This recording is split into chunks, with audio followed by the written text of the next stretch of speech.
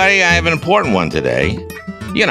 For a change. My guests are Robert Samuels and Toluse Olorunnipa, the authors of His Name is George Floyd. Samuels and Olorunnipa are reporters for the Washington Post, and their book is about George Floyd, about his life and death, but mainly about his life and who he was. And he was a good man. He was a good-hearted man who loved his family, loved his friends.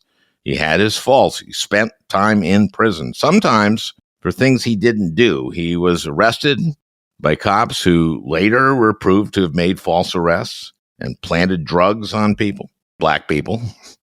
And in a Texas system where there were no public defenders, he was given advice, and probably not actually bad advice, to plead guilty to something he didn't do, to take 2 years in prison rather than risking 20.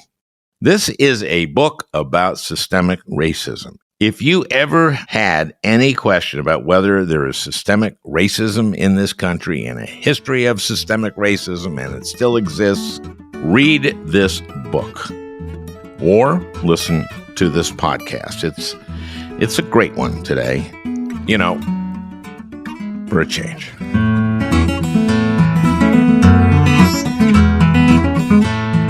I have to tell you, His Name is George Floyd is a book it's just an important book because it gives life to someone who everybody saw die. And he, turns out, was a wonderful person with some weaknesses and flaws. But the book, to me, just talks about systemic racism and the history of it. And because this became kind of a racial reckoning, which has maybe had a bit of a backlash, I want to talk all about that. But the portrait you paint of him is a very, very important one. Thank you guys for joining me. Thanks so much for reading it, and thanks for having us here. Yeah, it's great. It's great to talk to you. Looking forward to the discussion. So, this was videotaped by a young woman, right? Yes. And she was one of the people who saw it happening. And we saw at the trial a number of people who did that, while Derek Chauvin is leaning on him for how long was that? 9 minutes and what? 9 minutes and 29 seconds. And it changed people. And this has been happening a lot, but nothing like this had been on tape. And this tape showed Chauvin murdering the guy and not giving a shit. Right? Yeah. And people took to the streets, and there had been a number of recent murders by police of black men and women. And this was kind of it. And the Black Lives Matter movement, which had started, when did that start? After Ferguson? It originally started after Trayvon Martin was killed in 2012, but it kind of took off after Ferguson, took off nationally after Michael Brown was killed in Ferguson. And then it just sort of increased and increased. And then we see George Floyd die in 2020, and the entire country just sort of galvanized around this movement. The thing that strikes me about the book is, you've had this backlash against Black Lives Matter and against the idea of systemic racism and this bullshit they've done about attacking critical race theory. But you start the book right after the Civil War, after slavery ends, and what his great-great-great-grandfather... his great-great-grandfather... Two greats, yes. Tell me about him. George Floyd's great-great-grandfather's name was Hillary Thomas Stewart. He was born enslaved in North Carolina, but by the time he was 8, the Civil War was over, and he got his freedom just like millions of other enslaved black people across the South. And he decided that he was going to work hard for the next 30 years. He was going to build a family. He was going to work hard on the farms that were available, that he was able to acquire through hard work. And he did that for 30 years. and he amassed 500 acres of land. It wasn't easy. It was really backbreaking work that he did with his large family. But through that hard work, they were able to get a large amount of land that made him one of the wealthiest men in his community in eastern North Carolina in the late 1800s. But because he could not read, because it was illegal to teach enslaved people to read. That was after Nat Turner Rebellion. Right. What year was that? In the 1830s or something? Or yes, that takes us back to the pre-Civil War period, and that was a period where all of these southern states were really cracking down. Not only were they making slavery more harsh, but they were fearful that Black people were going to have an uprising. So they decided that no more teaching anyone who was enslaved how to read, no more allowing Black people to gather even during the holidays. And so this is the kind of slavery, the kind of system that George Floyd's ancestor would have worked under. And the fact that he was able to escape from that and overcome his past and become wealthy and live a pretty upstanding life as someone who had a big family and worked hard and was well known in his community, as we found through our research, it shows that life could have been very different from George Floyd if there was justice in his ancestry. But instead, we saw his ancestor targeted and have all of his wealth stripped away by unscrupulous white business owners and white tax authorities who, during this backlash period, and we're talking about backlash, there are multiple periods of backlash in American history, and one of them happened after Reconstruction. The end of Reconstruction set up this guy who accumulated 500 acres of land and was working this land not just incredibly hard, but really smart. Right. He had a natural talent for agriculture, and he knew how to make money out of the land, out of really nothing but his hands and the soil and the natural resources that he had around him under his feet. But all of that was taken away from him. He wasn't able to transfer any of that wealth. He died in poverty. He died poor. He fell sick. He lived the last decades of his life really depressed because he knew that he had tasted wealth and tasted part of the American dream and the American promise, and it had all been stripped away from him without him being able to fight back. And he knew that his generations, his descendants, would suffer under that same poverty, not having land, not having really any status because they had lost what they had worked for and what they had earned. And as a result, he wasn't able to give away anything to his descendants, and they all lived in poverty up until George Floyd was born more than 100 years later. George Floyd was born in North Carolina or in New York? Didn't his father was a musician? Yes, his dad was a musician, and his parents had met in New York and lived in New York and tried to pursue stardom, as many people do as they leave the South and try to pursue a better life in the North. But they found it was hard. They lived in, basically tenements, and they struggled, and they barely made ends meet. So George Floyd's older siblings were born in New York. But by the time he was born in 1973, both his mother and his father had moved back to North Carolina, and he was born in Fayetteville, North Carolina, in deep poverty in 1973. And that's where we pick up part of the story.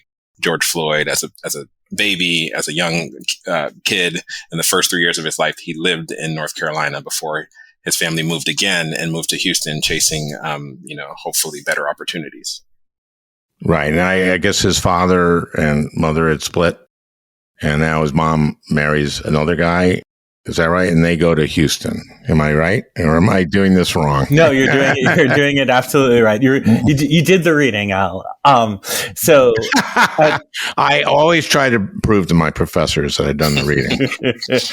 So when George Floyd's mother, Larcinia Sissy Stewart, she and George Floyd's dad, George Perry Floyd Sr., they separate. Miss Sissy did not, as everyone called her Miss Sissy, she did not want to live the life of being the wife of a traveling musician. And she eventually meets a man named Philonis Hogan, who is a military man. And he's from Houston, Texas. And as their relationship continues, they decide to go and move down to Texas, where she tries to rebuild a life and a more equitable life for her children. Yeah, where they go is the third ward, which is basically segregated as all black, right? Or almost. Right, absolutely. It's a red line neighborhood, a segregated neighborhood, because government policies asked it to be that way. Well, let's explain redlining. Redlining is basically banks don't loan to you to buy a home in areas that are redlined. Right. If there was a belief from a bank, largely bank supported by the federal government, that a place was not worth investing in because of its blight or because of whatever reason, there was a red dot placed on that property. Now, when there are a series of red dots, it created a line. That's what we call redlining, right? Those neighborhoods that were often redlined were almost exclusively Black neighborhoods. And this was started like under FDR in the 30s. People lost their homes during the Depression, and they wanted to help people get homes back, but they only invested in places where, well, we want to do that so that people that we're lending to people who will stay in their homes and won't, so this will be successful. And then they started redlining, and they were just racist. And this is the FDIC, right? And so that was the birth of redlining. Yeah, and in addition to that, you had under FDR this big public housing push, which was designed to get more people into housing they can afford. But at the time, it was heavily segregated, especially in places like Houston, where the first public housing project that was built happened to be the place where George Floyd ended up growing up. And it was basically, redlined in its own way because it was built in a way that was specifically for Black residents. And there were other nicer public housing places that were built specifically for white people. And when they built the public housing in Third Ward, that was the CUNY homes where George Floyd ended up growing up, they started moving Black people out of some of the integrated neighborhoods that they lived in and on the nicer side of town. And they said, you should all live in Third Ward, congregate there, and you can't live in the nicer public housing that we're building in the nicer part of town. And that's how the segregation, in addition to traditional redlining, perpetuated across generations. And by the time George Floyd moves there in the early 1980s, it's still basically 100% Black.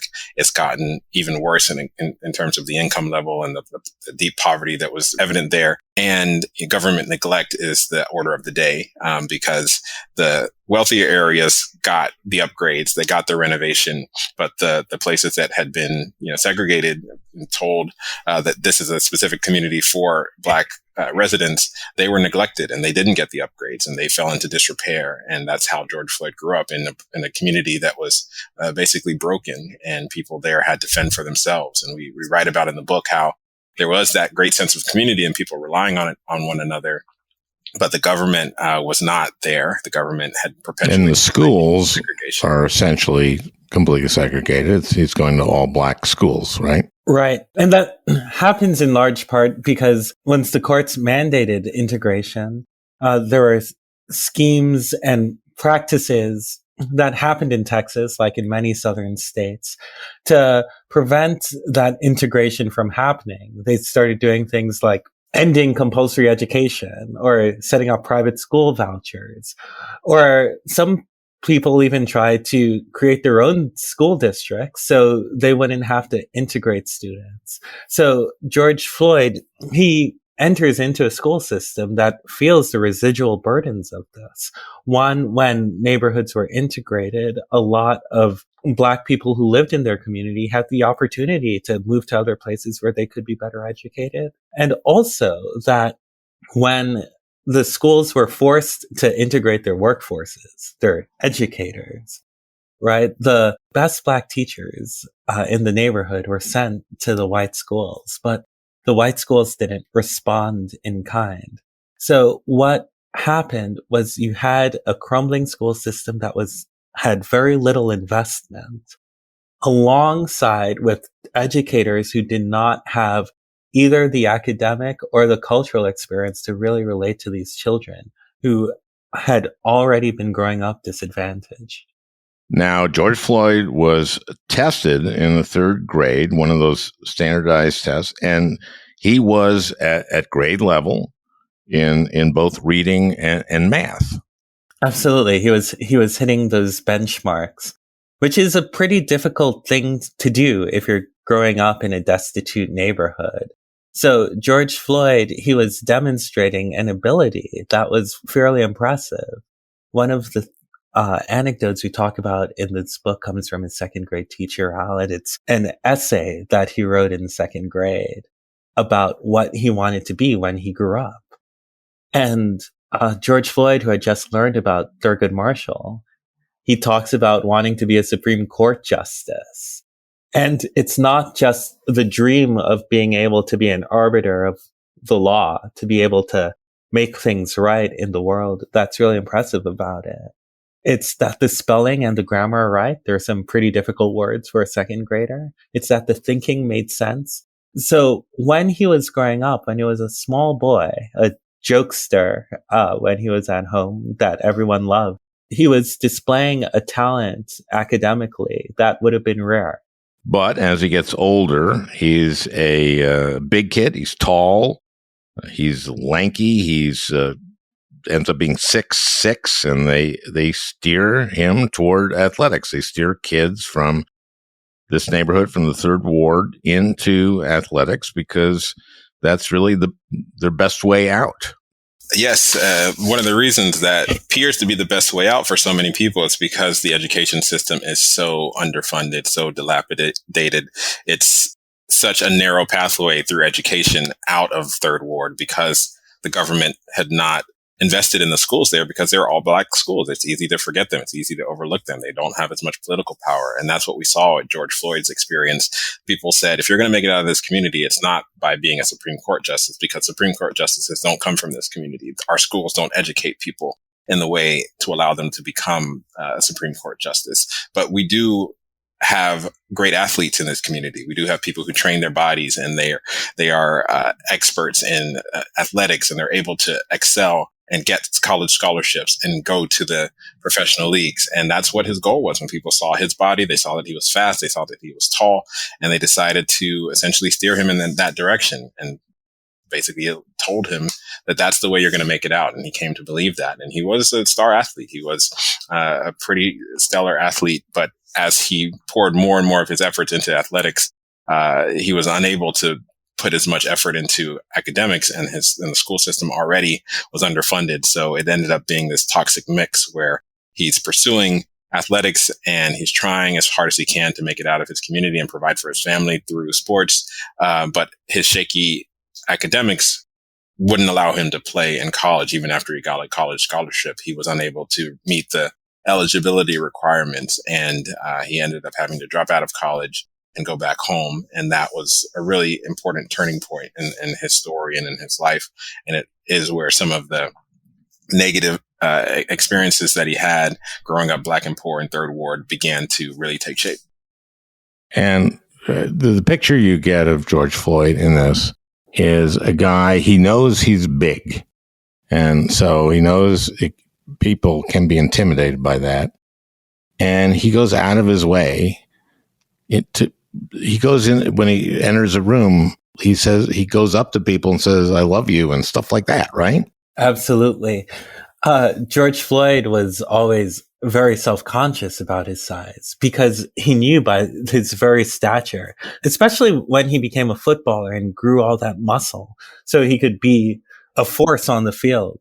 He knew that when he was off the field, that size, being big and black and male, was a recipe for people to stereotype and prejudge him as someone who is terrifying. And so George Floyd, he developed this personality that whenever he walked in a room, he'd want to greet people, shake their hand, look them in the eye, to make sure they knew that he was an okay person. And he also did something else that I thought was really interesting. George Floyd becomes a really beloved person in his community. One day, one of his friends, Daryl Hunter, they ask him, "How do you get people to like you?" And he says, "You have to look at people and notice if they're doing something different one day, and then you compliment them on the effort." I just want to orient your listeners a little bit, Al, because the reason why all of these things are so important, right, is that they show from Hillary Thomas Stewart to George Floyd a constant belief that something can be done to right themselves in the country, right? And at each of these steps that we've gone through so far, we see the residue of historic injustice, sometimes active injustice, continually interacting with this family. So you're seeing these dreams and these hopes and these ambitions that are being shaped by larger systemic forces that they are not equipped to fight because they're Black people living in America.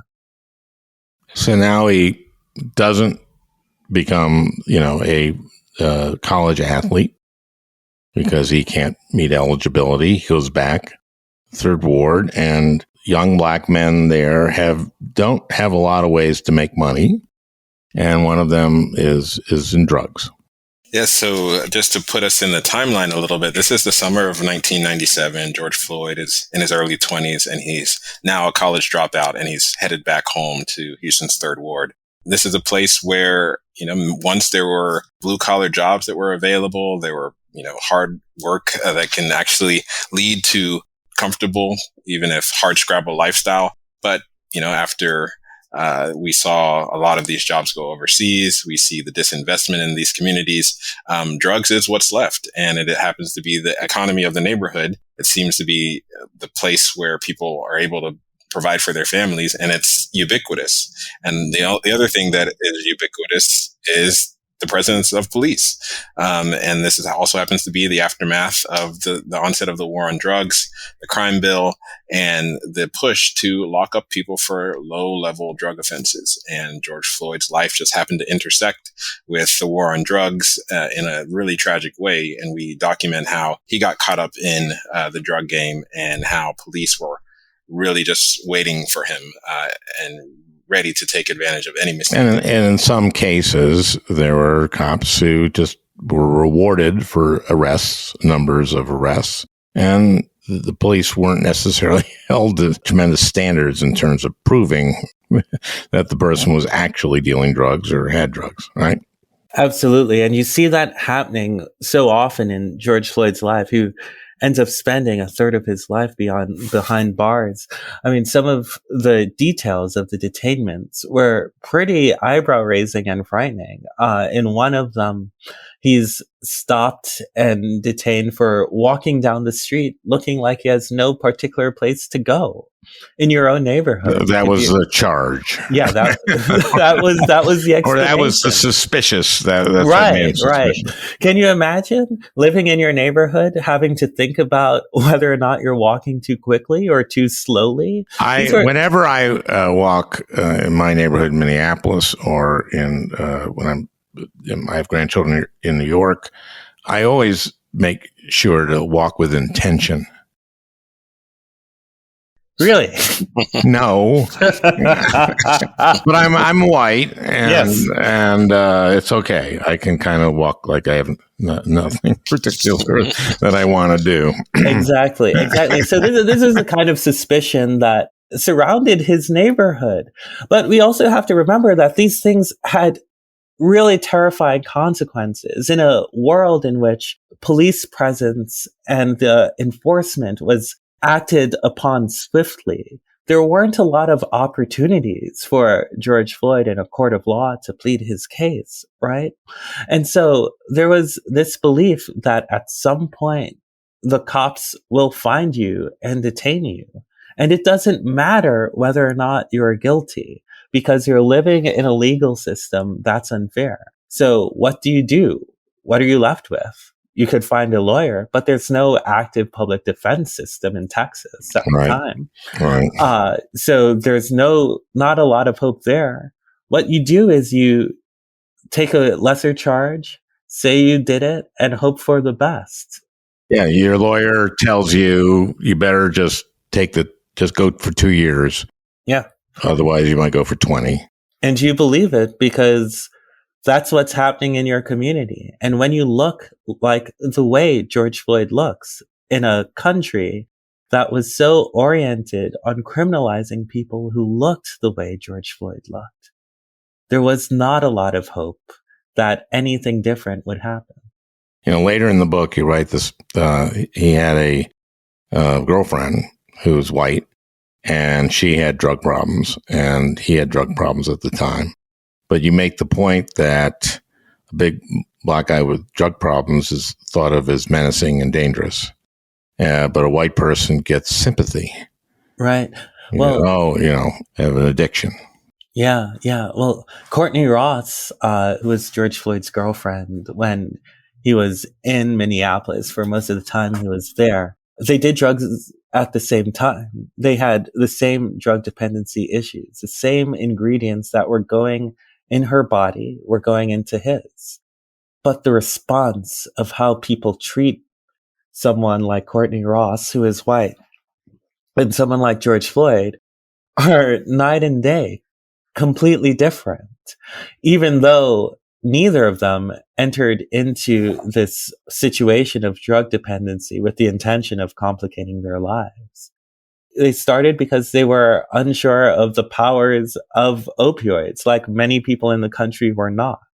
And so what you see in this is the disparity and the impact of what it has when race is translated into trying to figure out who a person is and how they should be treated in the legal system.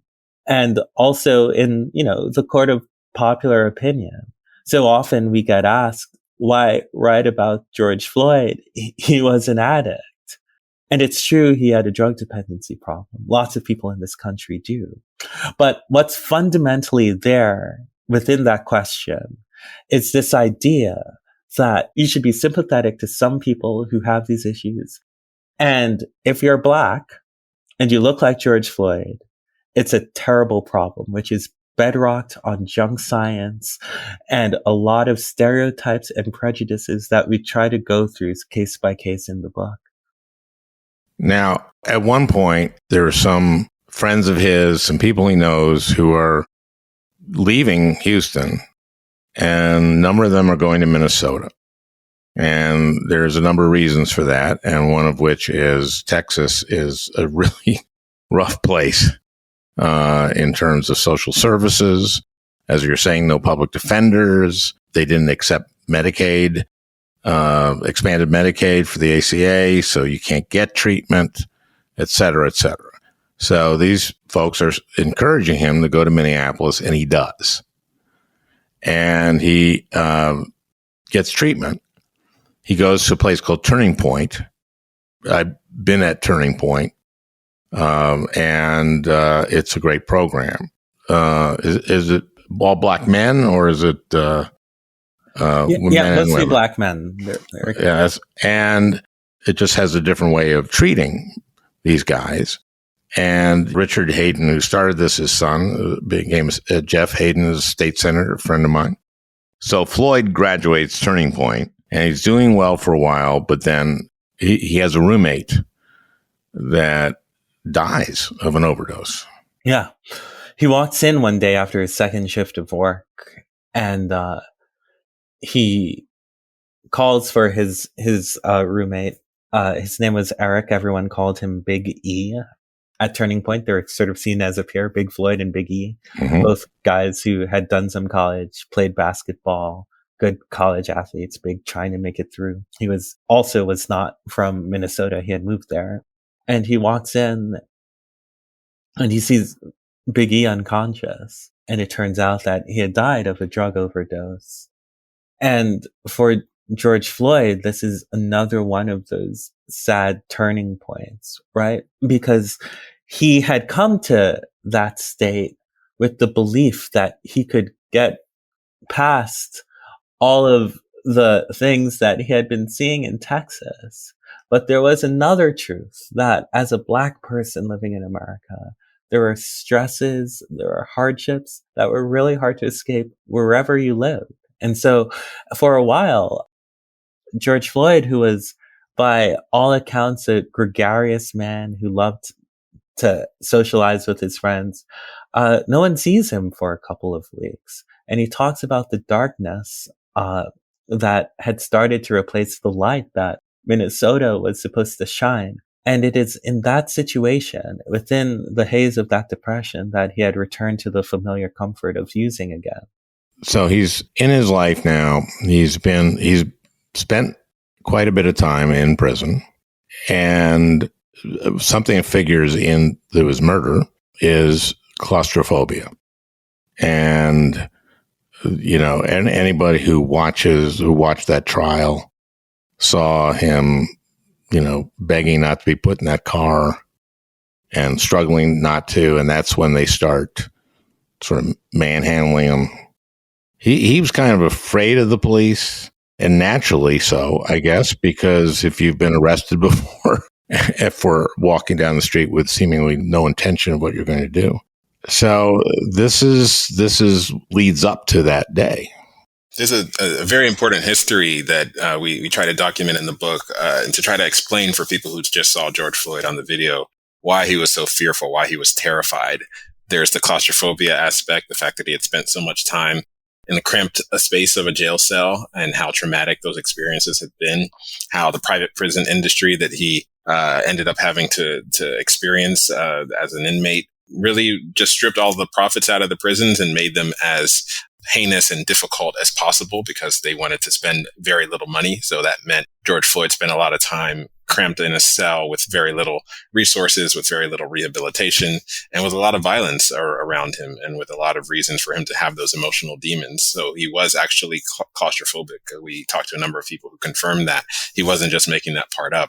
And he was afraid of the police because he had been interacting with so many police officers over the course of his life, including a number of crooked police officers. There are officers who arrested him who were later charged with falsifying arrests, falsifying evidence, essentially preying on people in his community. And he knew that even if you did the right thing, even if you were innocent, you could easily be preyed upon by a police officer. So when he saw those officers come up to him and tap on his window, when he was sitting in his car by himself, with his friends and essentially not doing anything violent, he was afraid that this could be the end of his life. And shortly after the officer tapped on his window, the officer pulled a gun and pointed it in his face. This is Officer Lane. That's a traumatic experience for someone who genuinely believed that his life could be ended by a police officer for no reason, and that no one would care because he had seen other people killed by police. He knew that he had been arrested by police in cases where he felt he was innocent, and where later evidence showed that those police officers were crooked. And so that's part of the terror that was on his face when the police officers came up to him on May 25th in 2020. And we wanted to showcase exactly what that meant and what the history was behind that, because people who saw the video may say, oh, just comply, the police officers are there to help you. And that's not the case for every American experience. I think most of the listeners have seen the footage from that day and saw because that was videotaped and because people saw that, it started something. There was just a nationwide response. And we started seeing people taking to the streets. And in Minneapolis, kind of blew up in a way, but that was complicated. The third precinct was set on fire, but we also saw some agitators. This guy with the umbrella, dressed in black, who broke windows, turned out to be what group was he with? Some right wing. The Boogaloo Boys, I believe. Yeah, there's no question that people were angry. There's no question that the National Guard got out a little slow. And so we saw rioting in Minneapolis and some in St. Paul. One of the most interesting parts of reporting this book for me was speaking with Governor Tim Walz and Mary Jacob Frye, who go through sort of what they were thinking at the time and making the decision about when to deploy the National Guard and when to do all of these steps. Should the police officers have left the police station? How much to give in to agitators who had come to the city to do nefarious things? It is true that there were businesses that were burned and attacked in Minneapolis. Black-owned businesses, yeah. Exactly. So that struck people as being bizarre. No one within a community in North Minneapolis or South Minneapolis would think of burning down the Midtown Global Market or ransacking a library. But those things were happening.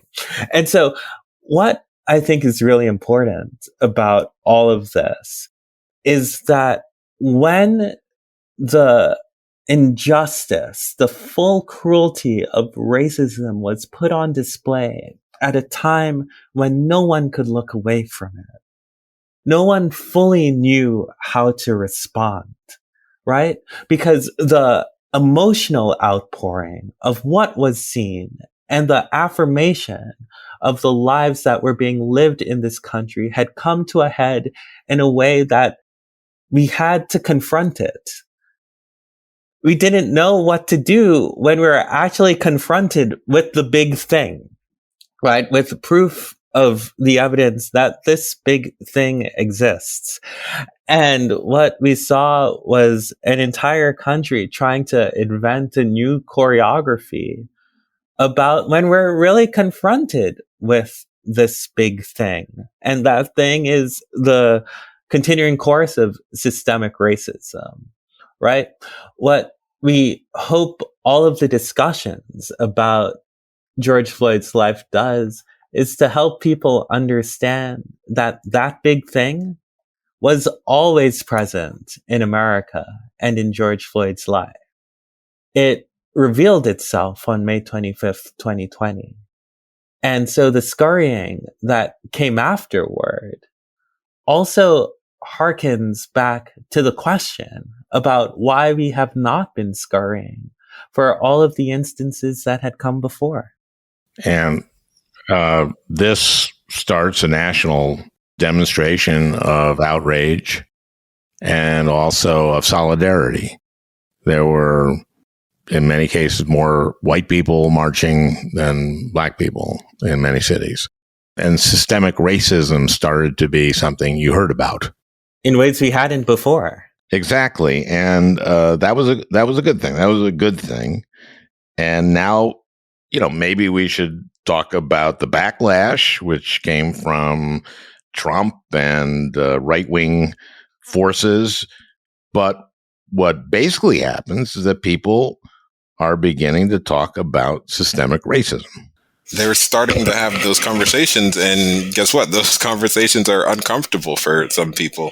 And this country's history can be uncomfortable when it's told in its nuanced, full way, which includes, some proud moments and some really dark moments of exploitation. And we're journalists, and it's our job to cover everything, the good and the bad. And we did that in Floyd's life, and we did that with the American story. And the backlash that we've seen, it just showcases how that can sometimes it can make people uncomfortable to know about the history, to know about systemic racism, to know about how the current disparities that we have in our system and our economy and our schools, the segregation that has persisted, it started somewhere and it has persisted for a reason. And we don't necessarily live in a meritocratic society where everyone gets an equal shot. And sometimes that can be uncomfortable. And I think some of the backlash we've seen is because, after the summer of George Floyd's murder, people were starting to grapple with some of these things, grapple with the history, grapple with the inequality, and make changes. Corporations,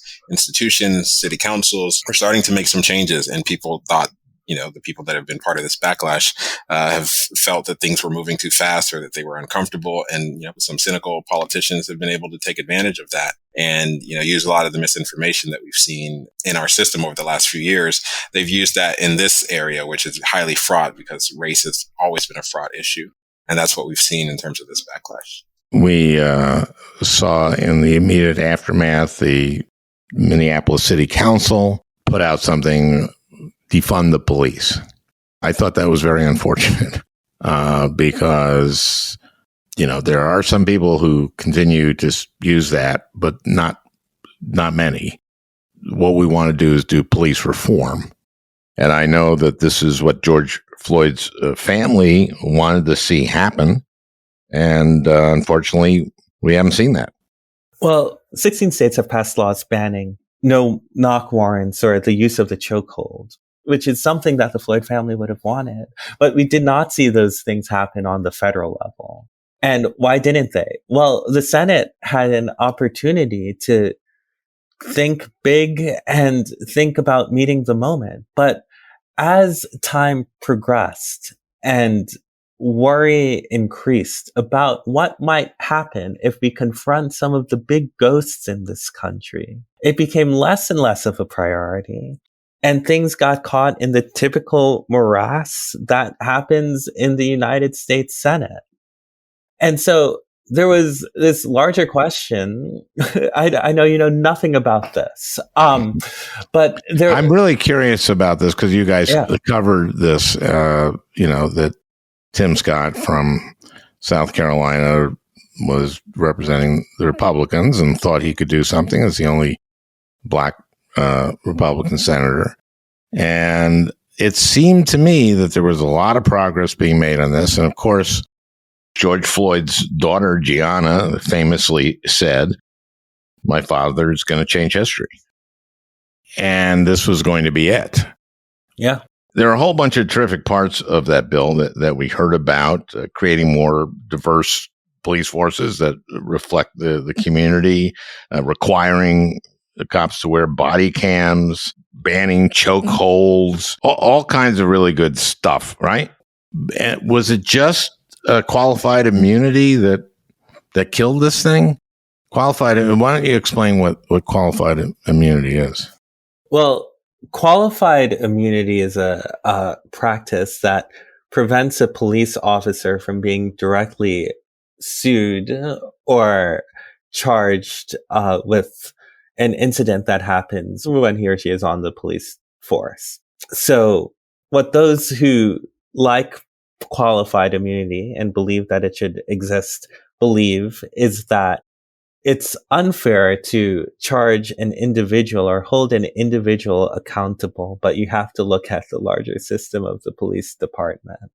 People who want to end qualified immunity say that ending it is a good thing because it holds the person who does the actual action accountable for that action.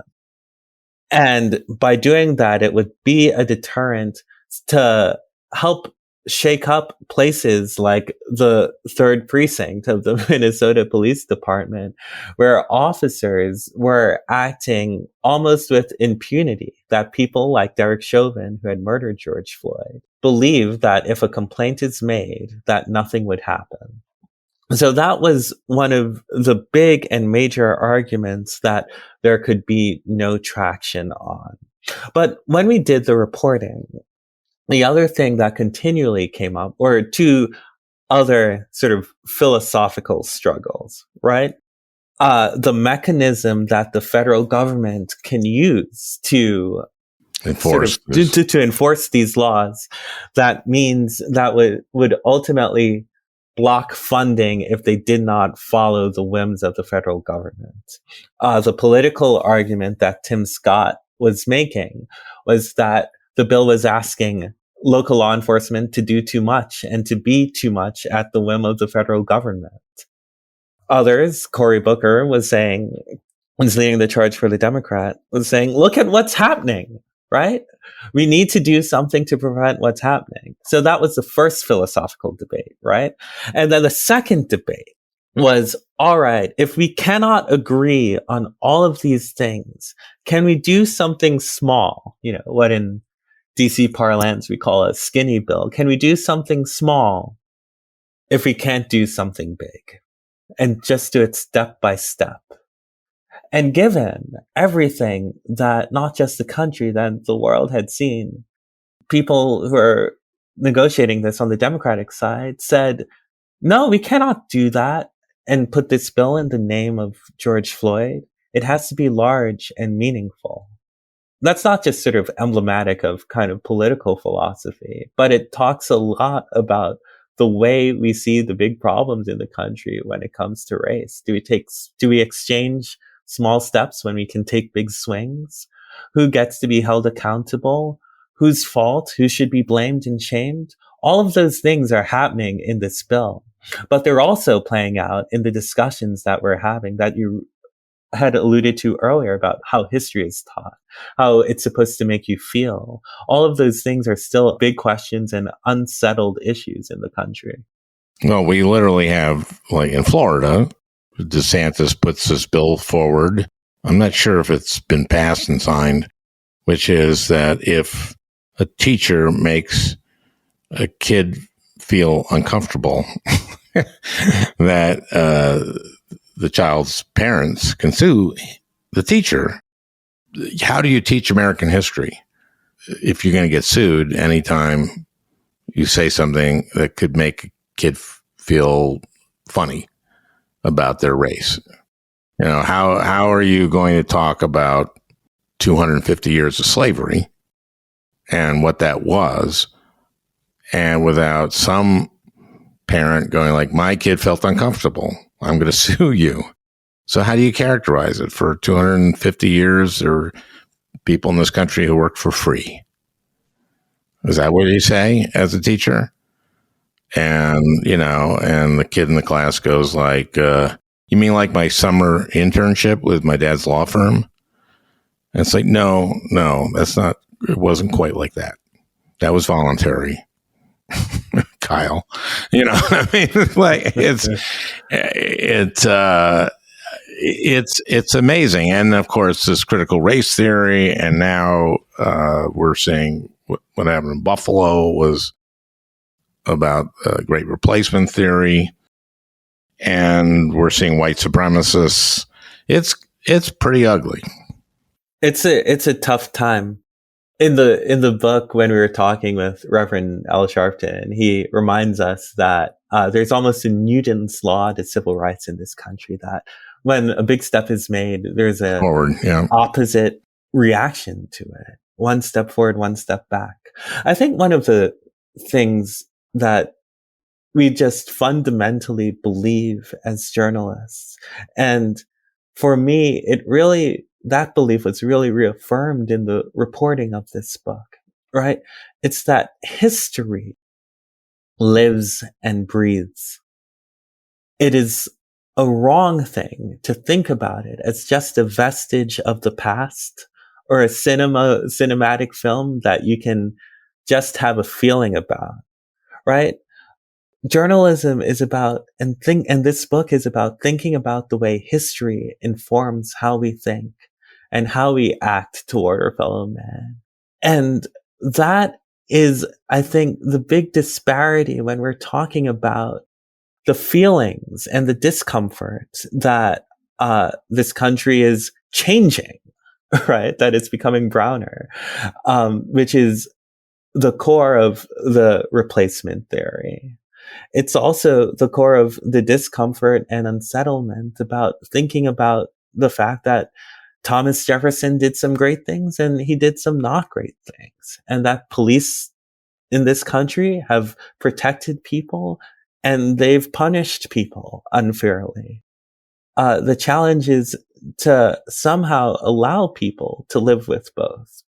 But our challenge as people who wrote this book and did the reporting is for readers and your listeners to consider that history continues to live, and we have a choice about how to right set the future. That's what I hope people think about more. One thing I just also want to say about the book is that you get a real sense of who George Floyd was. He was a good man. He was a good man. And people loved him. His friends loved him. His family loved him. But for his race, I mean, and where he grew up and in the kind of society he grew up, you know, this path would have been very, very different. But he was a good man. And that's the sense I got.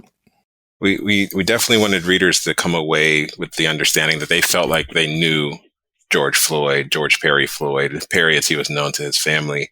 And also the fact that there are millions of other people like George Floyd who, like you said, but for their race and the community that they grow up in and the discrimination they experience, could really contribute in very major and significant ways to this country and really live full lives and experience the American dream. George Floyd had his life taken away by a police officer, and he had been slowly suffocating over the decades under the weight of systemic racism.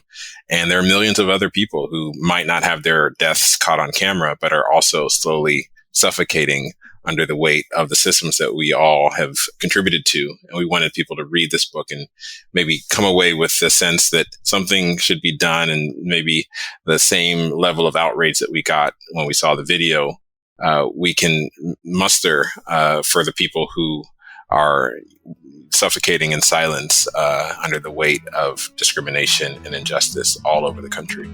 Thanks to both of you for this book and for joining me in this conversation. Thank you so much. Yeah, thanks so much for having us, Al. Well, I hope you enjoyed listening. That beautiful music is by Leo Kottke, the great Leo Kottke. I want to thank Peter Ogburn for producing this podcast. We'll talk again next week.